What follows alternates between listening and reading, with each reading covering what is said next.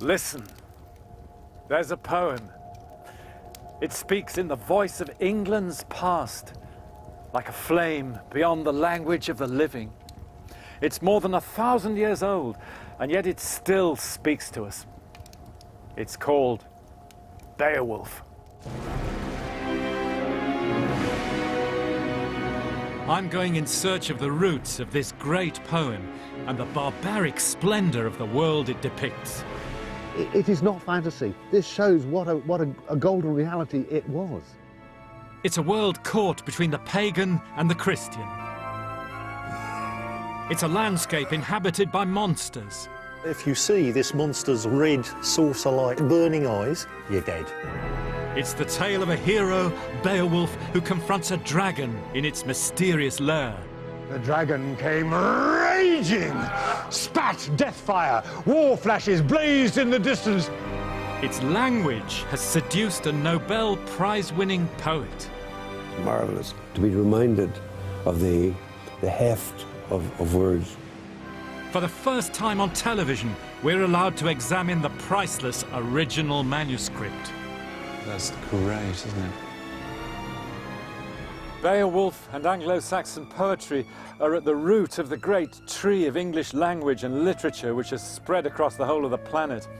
To my mind, it's our nation's greatest gift to the world.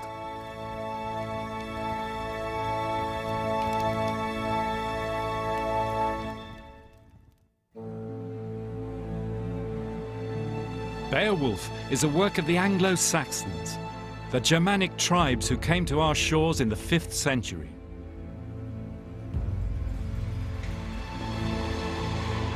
So my journey in search of Beowulf starts on the east coast of England, where these tribes first settled in the Dark Ages.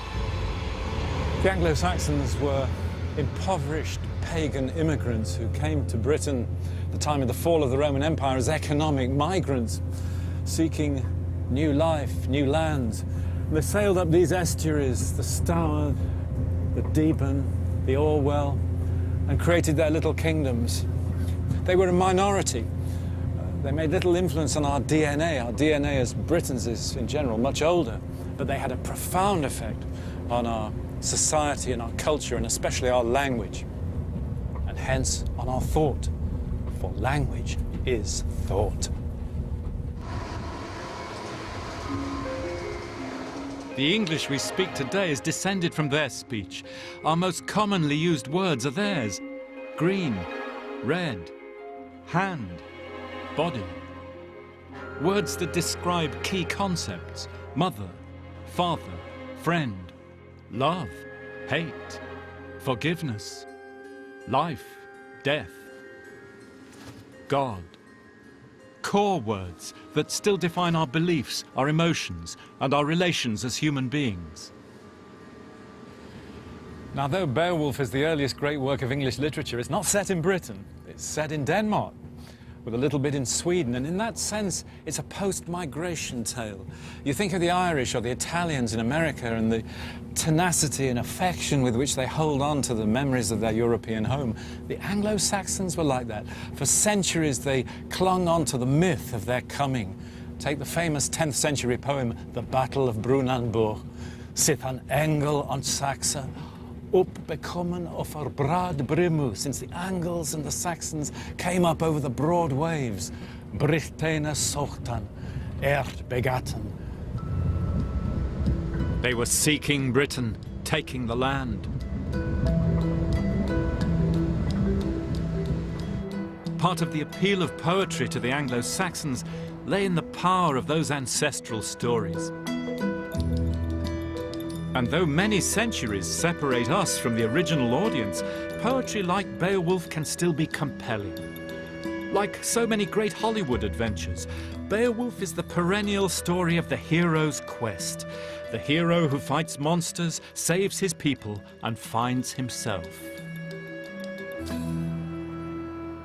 Now, the very best way to experience Beowulf is to see it spoken live. And I've come to Kent to see it performed in a fantastic full-scale recreation of an Anglo-Saxon royal hall. It's been built here in Wickhurst by the members of a historical reenactment society, Regia and Glorum, who were all hooked on the Anglo-Saxons and their world. Hi, Kim. Good to see you again. Fantastic. God, absolutely fabulous, isn't it? Cool. Lummy, look at this. What is it about the Anglo-Saxon age that is so appealing? What's not to love when you get to wear this kind of stuff, isn't it? Just fantastic, yeah. Today, the group have come to hear a performance of Beowulf by actor Julian Glover. For the last 30 years, in between roles in Star Wars and Harry Potter, he's been doing a one-man show of the poem. And to get in the mood, his audience are preparing a Saxon feast. Because of the cut between. The poem starts not with Beowulf himself, but with a flashback to another mythic hero, Scyld Scefing, a magic boy cast up on the shores of Denmark. Wait! Here! Listen!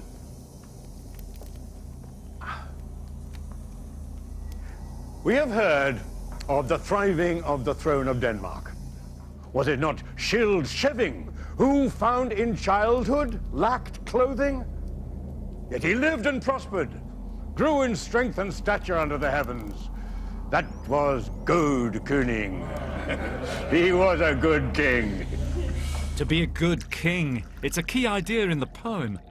Now, one of Scyld's descendants, the Danish king Hrothgar, builds a great golden hall called Heorot, but in the darkness outside lurks a malevolent spirit. Grendel, the fiend's name. Grim, infamous, wasteland stalker, master of the moor and the fen fortress. He found in Heorot the nobles, after carousing, slept after supper. Mad with rage, he struck quickly this creature evil. Grim and greedy, savage and unsparing, grasped 30 warriors, and away he was homeward, lusty with booty, laden with the slain. When the day broke, and with the dawn's light, Grendel's outrage was openly to be seen. To the Anglo-Saxon audience, Grendel's rampage was not just a random act of terror. In attacking the Mead Hall, he was attacking society as a whole, for here the rituals were enacted which bound their society together. So the hall is a centre of not only social order, but moral order. And when the monster comes in the night and starts to tear the king's followers limb from limb, it's time for the hero, Beowulf. He was of main strength foremost of all the men that trod the earth at that time, great-framed, great heart. This prince picked his men from the flower of his folk, the fiercest among them that might be found, 14. Sea-skilled Beowulf led them down to the beach's fringe. Beowulf's a young man at this point. He leaves his native Sweden and sails with his war band to Denmark, their mission to boldly go and rid Hrothgar's hall of its demonic invader.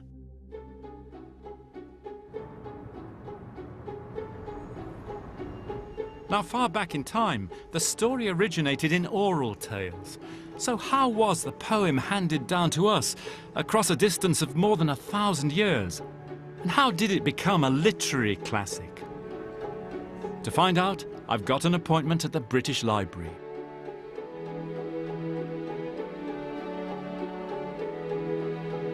The poem survived by sheer chance in a single manuscript. It's usually kept in the library's treasures room or in a security vault deep underground. Some would say it's our nation's most precious literary relic.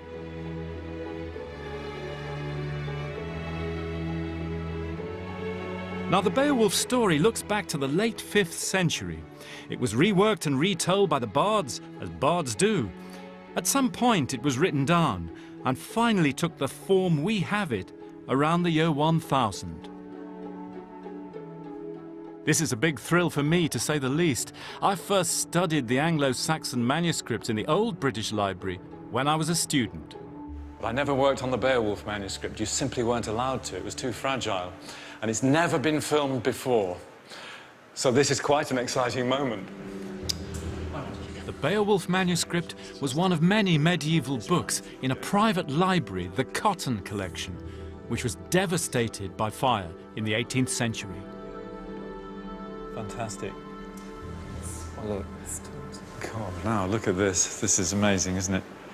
What immediately becomes apparent is the fire of 1731, doesn't it? Exactly. In 1731, the manuscripts were housed in Ashburnham House in London. Fatefully named, isn't it? Ashburnham. And a fire broke out, and many of the manuscripts were damaged. A few, unfortunately, were destroyed in their entirety. Reports say that fragments of manuscripts were seen floating in the wind like butterflies in the breeze. Yes, I remember working on one of these years ago as a student, and the really badly burned ones of the vellum, the sheepskin, has just kind of crumpled up like that, hasn't it? They're incredibly fragile, very brittle. In the 19th century, the damaged Beowulf manuscript was rebound, keeping it in its original form as part of a compilation of stories written by the same two Anglo-Saxon scribes. I mean, the compilation has all sorts of other things in it, doesn't it? I mean, actually, you're turning it there to monster pictures, aren't you? Yeah. Here we have a picture from a text known as the Marvels of the East. Yeah. In the top, we have a headless man with his face and his chest. Yeah. We have two dragons, 150 foot long. And we have two camels. I call them comedy camels. But actually meant to represent elephants. The artist mistook them for camels. Interesting, isn't it? These strange dragons and monsters. You can see the connection with Beowulf. Well, exactly. The scribe was the same as for part of the Beowulf poem itself.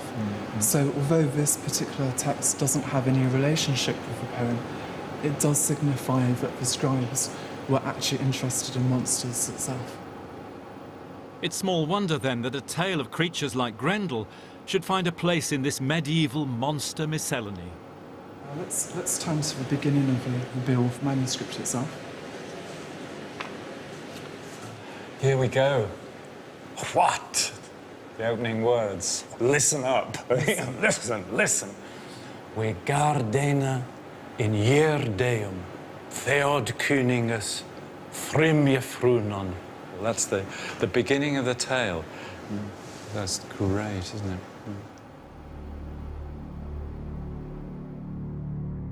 Here's the passage where Beowulf and his 14 companions spend the night in Hrothgar's hall, knowing that Grendel will return.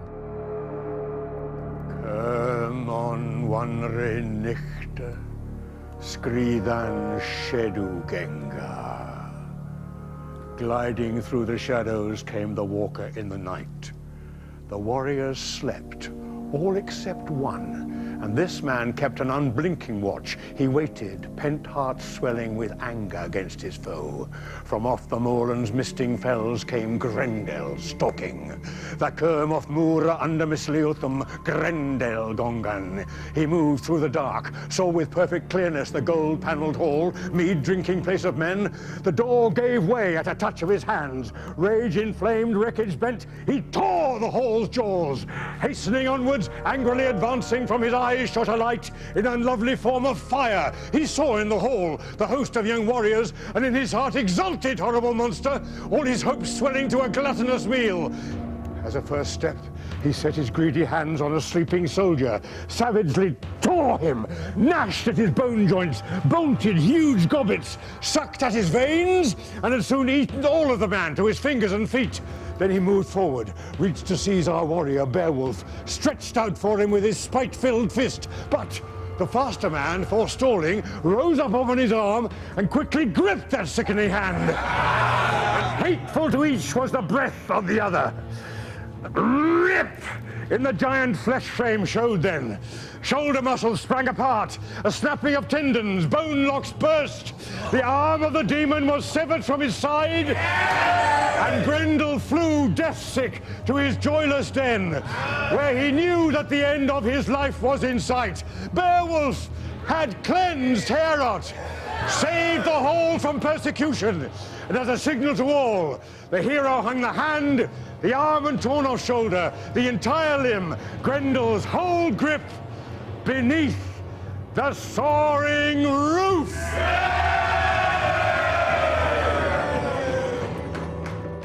And so the first part of the poem ends. To us, the basic arc of narrative in Beowulf is quite familiar, but around the manuscript itself, there's still a real mystery. We don't know when or where the poem was initially composed and performed. And we don't know where the successive oral retellings were finally shaped into this written version. But within the poem, there are clues to its origin. So first of all, to find out where the original oral poem and its poet might have come from, I'm heading to one of the earliest Anglo-Saxon kingdoms, in East Anglia.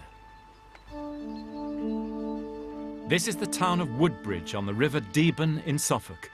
Like most places around here, its roots lie over 1,000 years ago in the Anglo-Saxon period.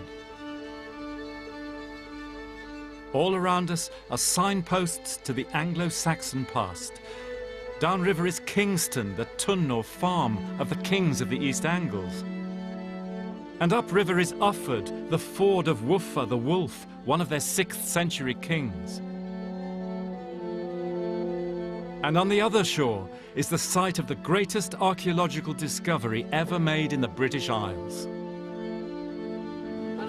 This is the return of the boat-borne hero to Sutton Hoo. Beowulf expert Dr. Sam Newton, like me, is fascinated by the story of Sutton Hoo, a place with old legends of royal tombs and hidden gold.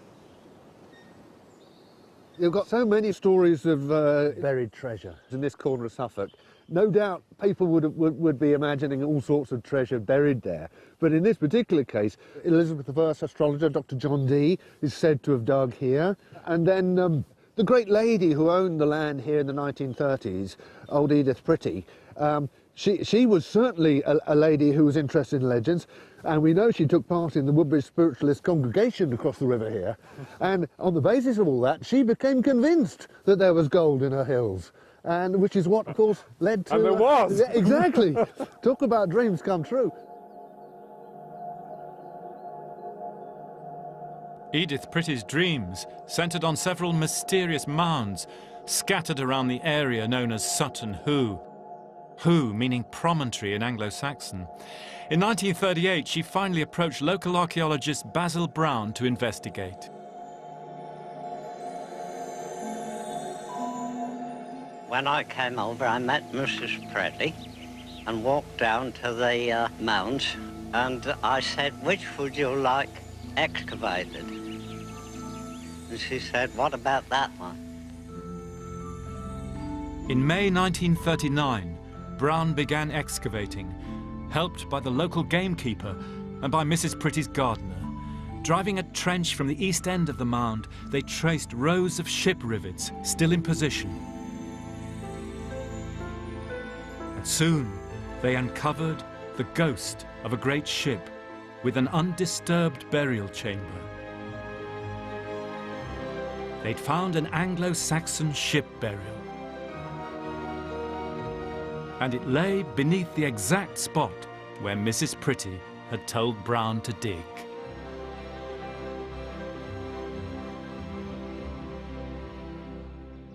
And look, you can see the post there marking the site of the prow of the ship. Oh, yeah. And the stern right out there. So this is the ship length here. Exactly. The line of the keel is something like 90 feet. Wow. I mean, it's a massive ship, even by today's standards on the river. Yeah. And this beautiful ship, what a way to go. And of course, it brings with it the notion that death is but a point of embarkation in a journey. Yeah. You know, it must have meant so much to them, hence the effort of bringing this massive ship, six tons at least, win a light, all the way up here. Yeah. And of course, this is where Beowulf comes in, because the opening movement of the poem culminates with a magnificent account of a royal ship funeral. A boat with a ringed neck rode in the haven. And there they laid out their lord and master, giver of wound gold, in the waist of the ship, in majesty by the mast. A mound of treasures from far countries was fetched aboard her, and it is said that no boat was ever more bravely fitted out with the weapons of a warrior, war accoutrement, swords and body armour. High overhead they hoisted and fixed a gold signum, gave him to the flood, let the seas take him. And around him, the ancestral treasures. Yeah. And that's in the poem, isn't it, in Beowulf? Theodjestrona, the folk treasures. Fantastic. The crown jewels, if you like.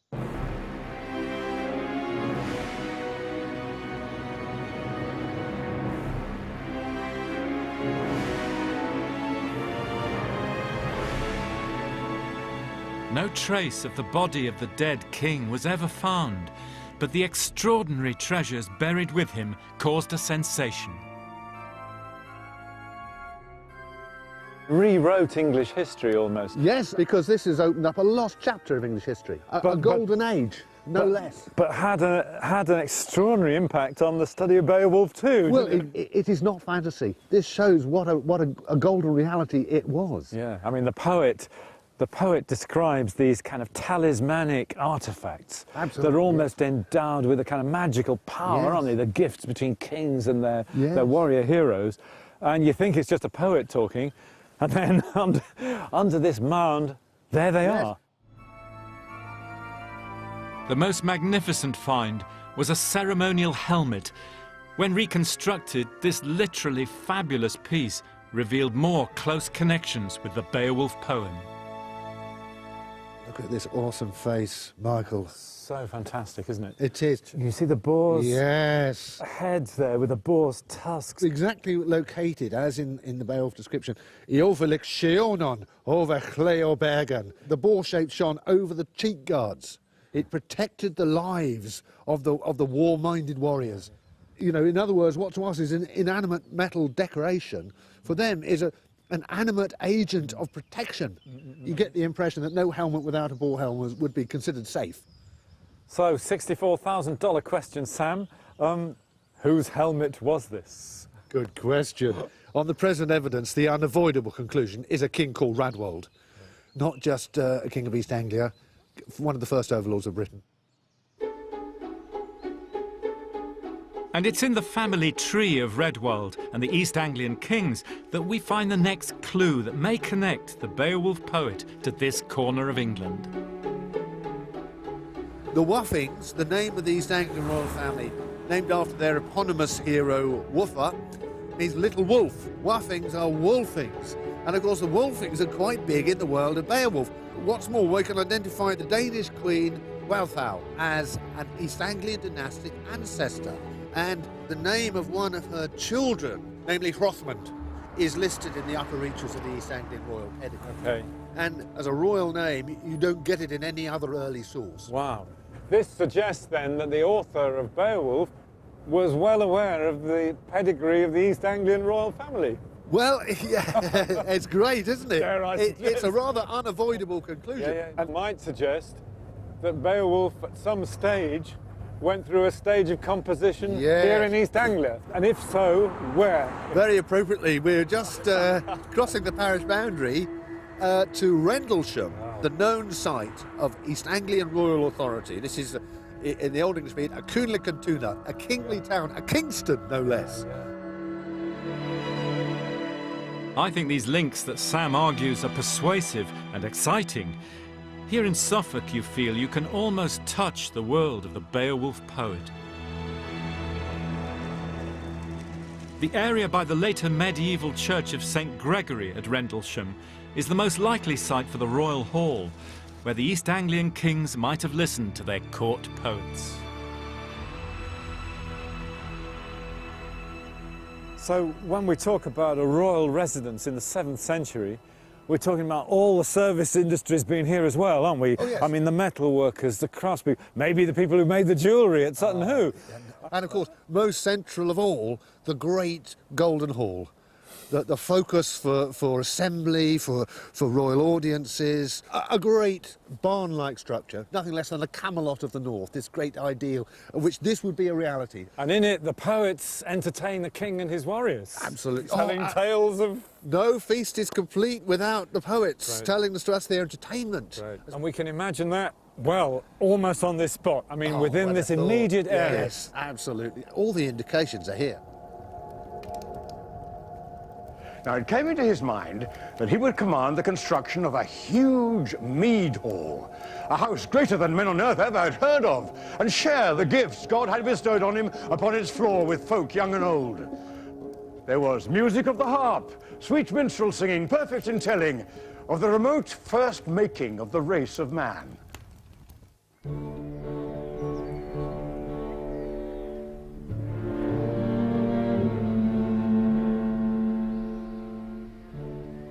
A possible East Anglian origin for the poem is hinted at not only in the Sutton Hoo treasure and the family tree of the kings, it's also suggested by the landscape itself. The brooding fens of the poem are still to be found here in Suffolk. On a frosty morning, you can easily imagine ogres emerging from the mist. But there's a twist. From the 7th century, the kings here were Christian, and in those days the fens were the scene of spirit wars. One missionary saint, St. Botolph, founded his monastery in these marshes.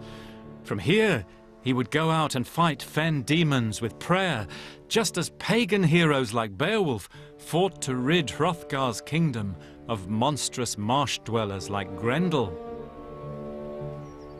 Their weapons were different, but the saint and the hero inhabit the same landscape. Don't forget, Anglo-Saxon England, the England of Beowulf, was a wild and underpopulated land. There were no real towns. The forests were full of wolves, and the isolated farms and settlements, the lonely monasteries like the one that stood on that promontory there, Icon, were little centres of human life amidst a vast, untamed nature. Their mental world was surrounded by monsters, and the unseen to them was palpable, and all was threatened to burst over the threshold into the real. And in the story of Beowulf, after the killing of Grendel, the next eruption from the demonic, chthonic, watery depths of the mere was, to the early medieval mind, and maybe to ours still too, even more threatening because it was female, Grendel's mother. Grendel's mother now purposed, black-hearted, gluttonous, on a wrath-bearing visit of vengeance for her son. She descended on Heorot, and fate swept on its wheel when the mother of Grendel found her way among those men. She grasped a man quickly. The king's good friend, Asherer, clutched him to herself and was away to the fen. Beowulf was not there. Heorot was in uproar. Grendel's hand had gone with her.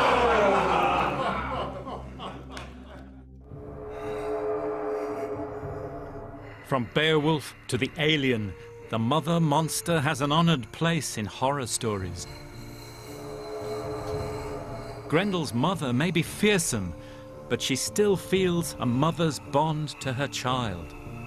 And to the poet, that's even a source of imaginative sympathy. It makes her more than just a scary monster. She's a perverse mirror to mankind. And the poet strengthens that connection for his audience by giving his demons a biblical origin. In the poem, Grendel and his kin are described as the seed of Cain. That's the son of Adam in the Bible, who'd committed the primordial crime of brother killing, for which he and his descendants would be cast out forever, exiled, fated to wander, fated always to fight their battle against humanity and goodness. And in the poem, Grendel is described as Ald Yawina, the old enemy, and even better, Fiend Mannequinus. It hardly needs translating, does it? The fiend of mankind. Those ideas and images come all the way down to Shakespeare and his contemporaries, and out in the landscape today, you can still find their traces. Here in East Anglia, the name of Grendel is still applied to marshy pits and watercourses. Today they call them grindles. And the idea of a Grendel-like fen monster as an enemy of Christianity is one that has also hung on here. I've come to the medieval church of Blythburgh to meet a local folklore expert, Peter Jennings.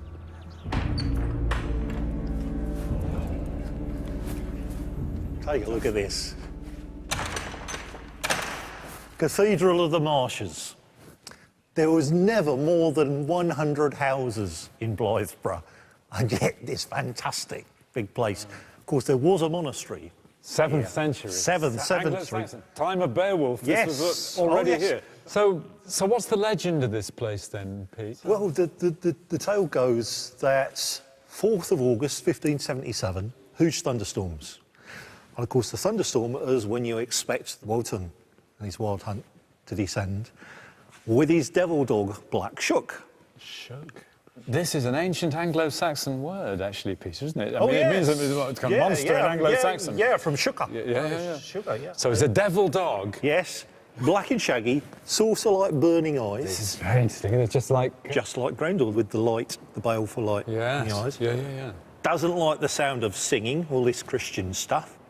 Just like Botulf's demons in the fens? Yes, exactly. And Black Shook comes down and down the aisle. A man and a boy get in his way. They die. Because the belief is, as if you look into those fiery saucer-like eyes, you're dead. If not then, within a 12 months. People get out of the way, and of course he sort of charges through. And this is a bit I've really got to show you. You're going to love this. So Black Shook goes to this door, the north door. Now, the north door belongs to the devil in the church, as far as East Anglian folklore goes. And this is where his claw marks burnt their way into that door. And they have been there for a very long time. So the East Anglian Tourist Board in Tudor times really got to work here, didn't they? Yeah, fantastic. Believe it or not, as you like. By Tudor times, bogies like Black Shook were fading into folklore. But the Anglo-Saxons believed in the reality of supernatural forces that could only be defeated by magic, whether by the cross of the saintly exorcist or by the sword of the hero. In the poem, when Beowulf pursues Grendel's mother to her lair, it's a magic sword that pulls him through. Then he saw, among the armour on the wall, a giant sword from former days. This wonder was so enormous that no other man would be equal to bearing it in battle play. Well, it was a giant's forge that had fashioned it so well. The Geat champion, shaking now with war rage, caught it by the rich hilt, and careless of his life, brandished its circles and brought it down in fury to catch her full and fairly, biting into the neck. Yay! The blade sheared through the backbone. The sword was gory. He was glad at the deed.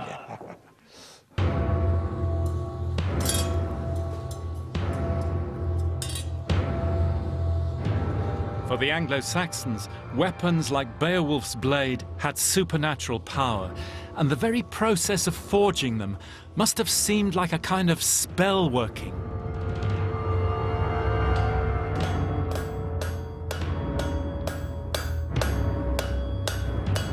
Hector Cole is one of the very few people today who know how to forge weapons as the Anglo-Saxons did.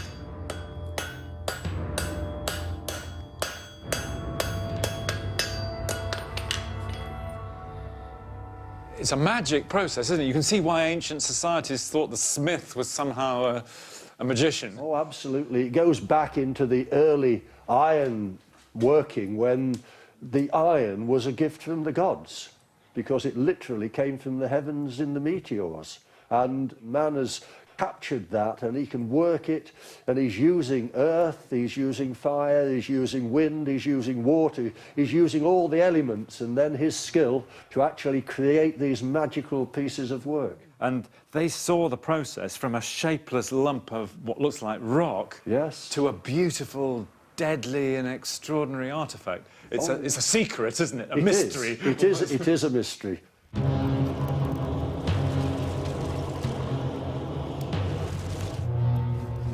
In creating his blade, the swordsmith would first make several separate rods and then twist them, weld them together and hammer them flat. And it was the twisting of the rods which gave each Anglo-Saxon sword its individual personality. creating intricate patterns in the beaten blade.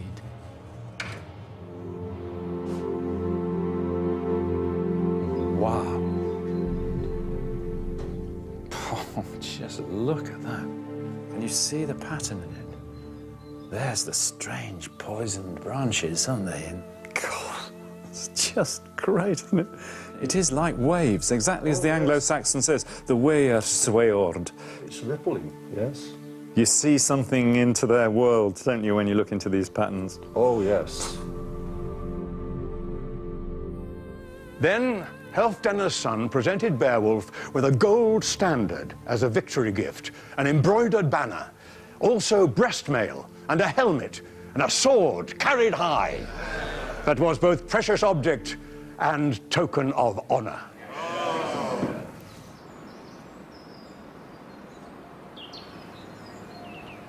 So the poem's world and its honored heroes were pagan.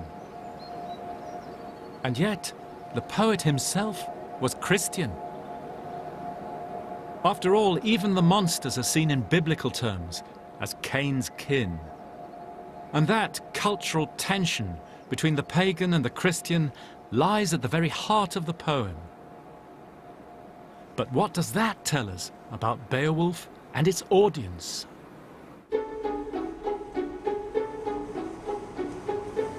To find out, I'm travelling to the northeast, to what was once the ancient kingdom of Northumbria. In early Anglo-Saxon times, the area around Newcastle was the intellectual powerhouse of Christian England. This journey's a kind of pilgrimage to me, if that doesn't sound too corny. Whenever I'm up in the northeast, I always try and make the trip across to a small former mining and shipbuilding village on the south bank of the Tyne. It's because it was there in the early 8th century that the Northumbrian monk Bede, who was a Sunderland man, wrote his famous book. He called it The Ecclesiastical History of the English Nation. It's a kind of defining text of the Anglo-Saxon age, but it also, it seems to me, throws fascinating light onto the context of Beowulf. And he wrote it in Jarrow.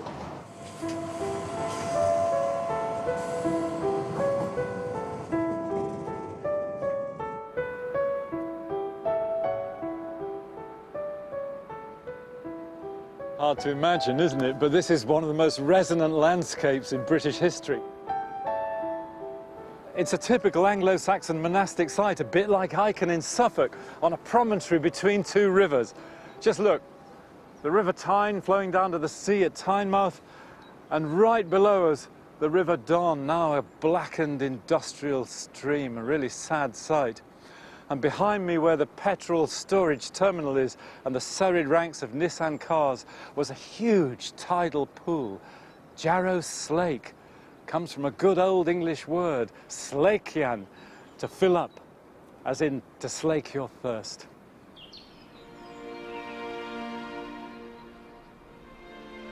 Looking at the Slake today, you might think that Bede's landscape is gone forever, but the remains of his monastery are still here. This is one of the root places of Englishness.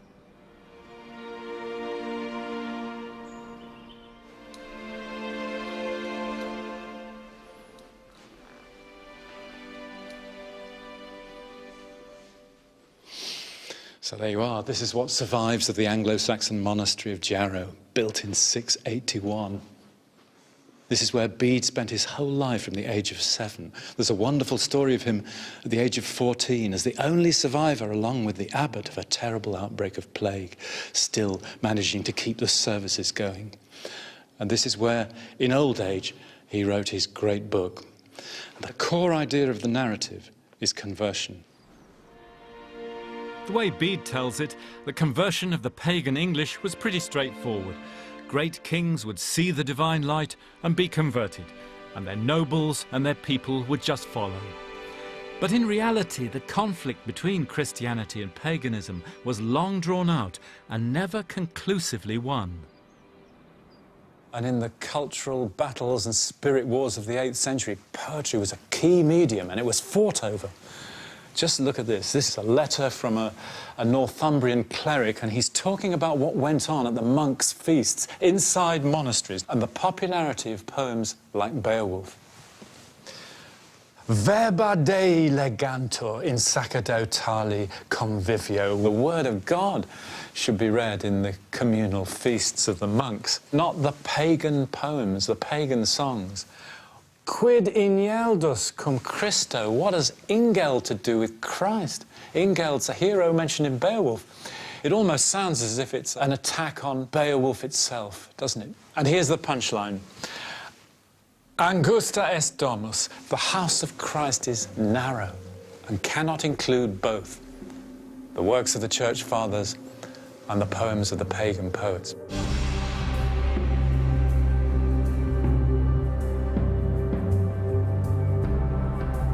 But as so often in history, the old ways are tenacious. They're never swept away overnight. And the old poetry, the very voice of the early English, found a new subject. We've come to this remote corner of Dumfriesshire in Scotland, in what was the Kingdom of Northumbria in Anglo-Saxon times, to find one of the most interesting monuments from that age. It's in the church here at Roughwell, and it's got quite a story to tell. In a later time of spirit wars, the Protestant Reformation, this monument was deemed idolatrous. In the 17th century, it was broken up by zealous Presbyterians, and pieces were thrown into a pit. But later still, it was reassembled. It's a great stone cross from the age of Beowulf.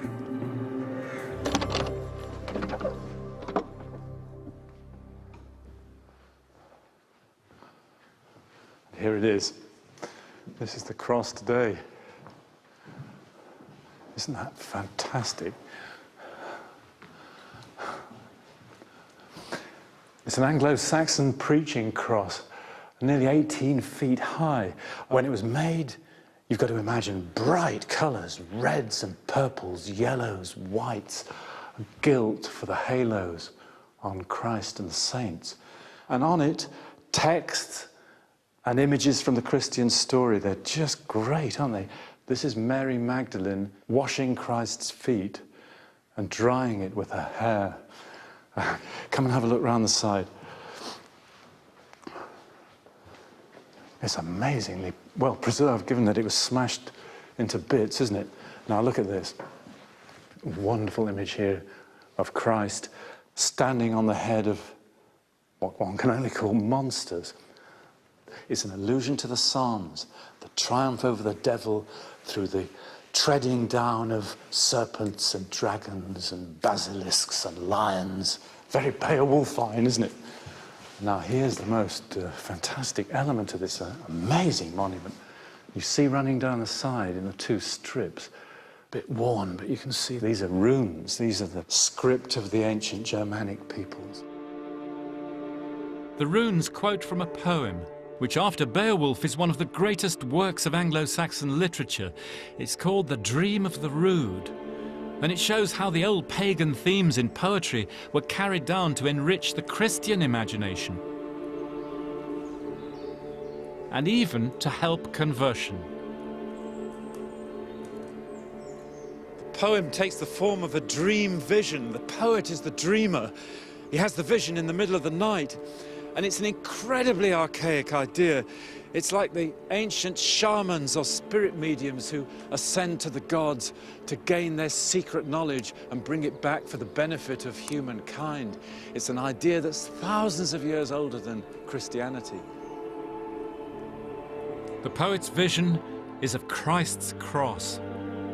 Listen, he says, I will tell the best of dreams, which I had at midnight when all the world sleeps. I dreamt I saw a wondrous tree, towering in the sky above me, suffused with light, the brightest of beams. And then that most beautiful of trees spoke these words. Long ago it was, I still remember it. I stood on the edge of the forest when they came to cut me down. Strong foes carried me away and set me on a hill. And then the young hero, Christ, firm and unflinching, stripped himself, brave in the sight of all, minded to save mankind. And I trembled when the hero clasped me, and they pierced me with dark nails. All creation wept, lamenting the king's death. Christ has become, by now, the Germanic hero, victorious even in his defeat. And the tree takes on the persona of a loyal member of the war band. I could have killed them all, the tree says, those Fiendus, the same word as in Beowulf. But the tree, out of loyalty to the Lord, must become the instrument of his death. By equating the pagan tree of life with Christ's cross, the Christian poet created something uniquely English, which could reconcile people to the new religion.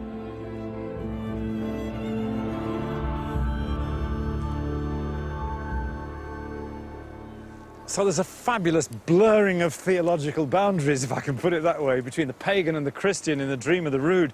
You've got Christ as the leader of the war band, speaking trees and cosmic magic.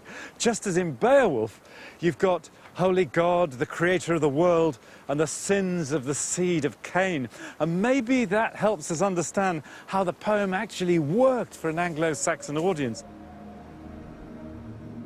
It's been said that the Christianity in Beowulf is just a veneer, but in its vivid portrayal of the pagan past, the poem honoured the ancestors and allowed the old world to live on in the new.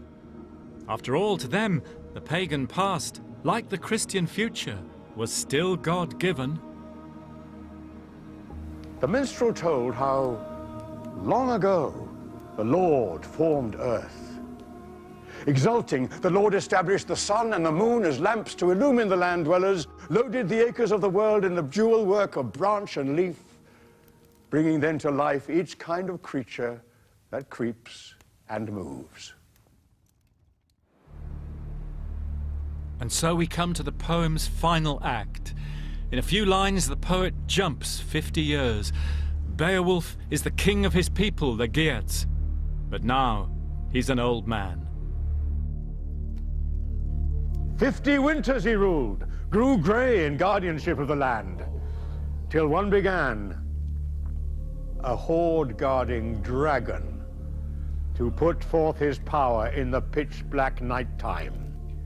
He guarded a gold hoard in a towering stone burial mound. Men knew not his entrance, but one day a slave on the run from a flogging felt his way in. When he saw the dragon there, he was struck with great terror, but even so, stole from thence a solid gold cup.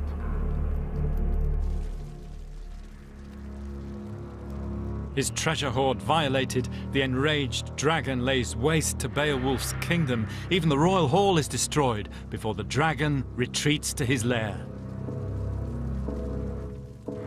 And it's the dragon's lair which is the scene of Beowulf's final battle. The Anglo-Saxons had a vivid sense of living in an old landscape, with prehistoric long barrows and standing stones all around them. The great stone circles to their poets were the work of giants, wondrous work of wall stones, and the ancient Stone Age burial mounds were heathen burials, places where the ancestral treasures were stored up and guarded by dragons. This is one of them. It's still known as Wayland's Smithy. Wayland was the Anglo-Saxon divine blacksmith, the man who created the magical swords and coats of chain mail for the gods. And even on a bright day, under a cloud-flecked sky, it still feels like a place of mystery. To the Anglo-Saxon mind, these standing stones were like entry points to the underworld. And local legends have hung around this Oxfordshire long barrow for many centuries. It was said that if you left your shoes here with a silver penny, Wayland would shoe them for you. And this is the kind of place the Anglo-Saxon audience imagined the location for Beowulf's final struggle. He's like the old gunslinger in a Western movie who must face one last deadly enemy. And of course he knows what will happen because, as the poet says, although his fate is unknowable, it's still certain. The war-seasoned king sat down on the headland, spoke encouraging words to the friends of his hearth, but gloomy his spirits, death-eager, wandering. He knew that fate waited to seek his soul's hoard. Him was Cheomer Sepha Wefron Welfus, Wurdan Gemeteneach Sethan Nagomelan, Greatan Sheolda Sekan soul hoard. His fate hovered near, unknowable but certain.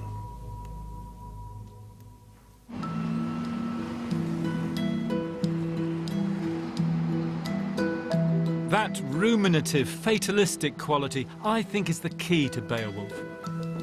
In 1999, a new translation appeared that caught that feel better than any before. Incredibly, Beowulf topped the bestsellers and won the Book of the Year, captured the imagination of a new generation of readers. And it was written by the Nobel Prize-winning poet Seamus Heaney. For Heaney, even the dragon itself must act according to its fate. The way that the dragon is described is he's full of sinuous energy. He is the worm, as they say in Anglo-Saxon. He has been attacked himself, he's been provoked, and he just has to follow his nature, as dragons do. When they're waking up, they go around and burn villages. So there's no sense of him being a malignant figure coming to do damage to Beowulf. They're both caught in this web. They are encountering a destiny, encountering their fate. The poem is about tests in many ways. I mean, Beowulf is tested 3 times, and the first 2 are warrior tests. But I do feel that the third one is somehow more than war. It's a spiritual test of a different sort. And that calls, I think, to something in the reader. There's a sense of having to live up to your own best possibilities, not failing something. And Beowulf is full of comprehension, facing the end. Now old Beowulf enters the dragon's den, accompanied by Wiglaf, the one young warrior who has the courage to stand by his king. The dragon came raging, attacked once again, Terrifier flashing, rushed in on our king, crushed on his neck between bitter fangs. Wiglaf then, disregarding the head, struck below it, aimed true, and the fire quickly slackened in consequence. Then Beowulf, recovering, reached for his stabbing knife, hewed mightily down, hacked the dragon in half.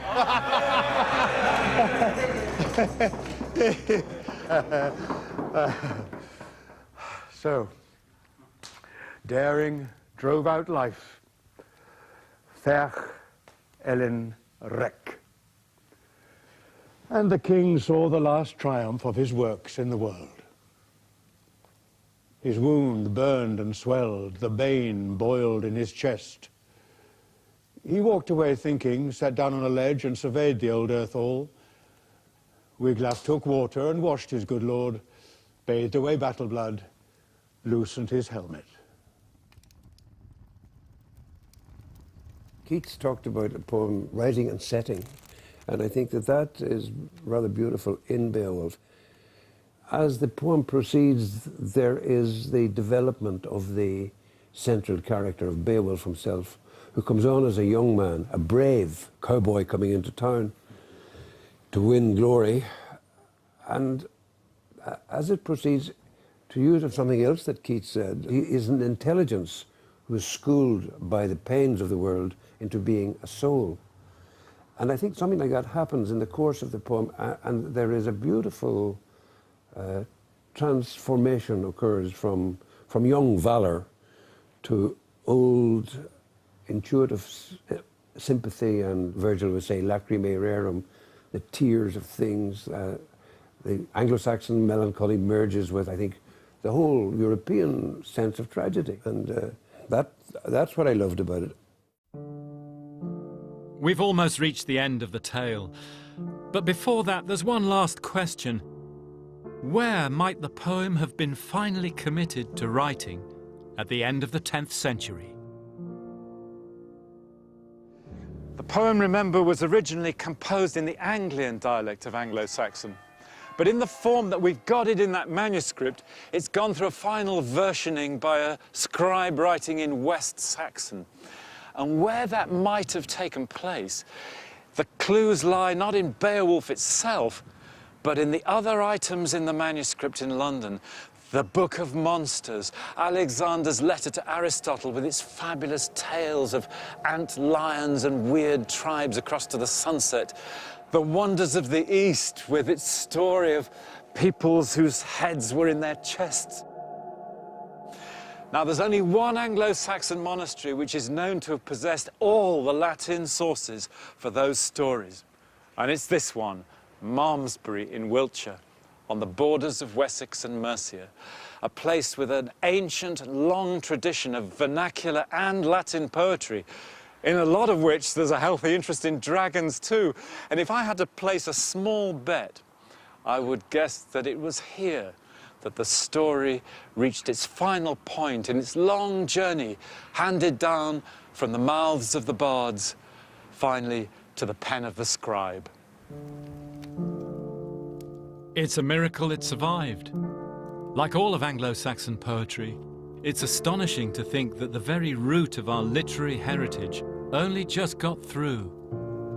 The faded ink, the singed vellum, the crumbling margins, carrying the word hoard down to us. And the poem itself ends in flames, with Beowulf's body taken to a headland by the sea in his Geat kingdom. The Geat race then raised up a funeral pyre. Shining mail and shields of war and helmets hung upon it. They laid out in the middle the body of their chief, and on top there then kindled the biggest funeral fire. The roaring of flames mingled with weeping as the fire's red heart consumed the house of bone. Heaven swallowed the smoke. This was the manner of the mourning of the Geats. They said he had proved of all kings in the world the gentlest of men, the most gracious, the kindest to his people, the keenest for fame.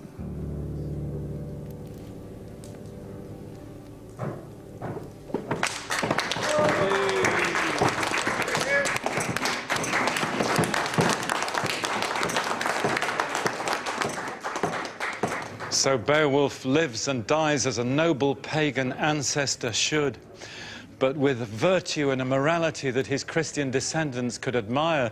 He was a good king. He was god König, who ruled wisely.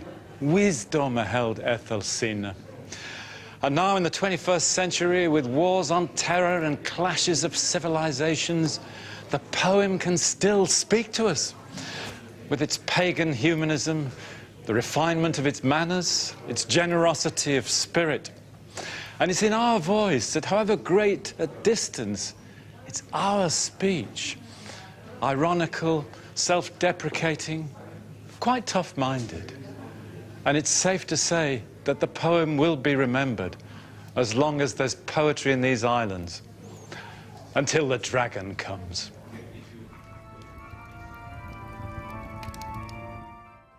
Coming up next tonight here on BBC4 Comedy, as we join the Walking Club in the great outdoors.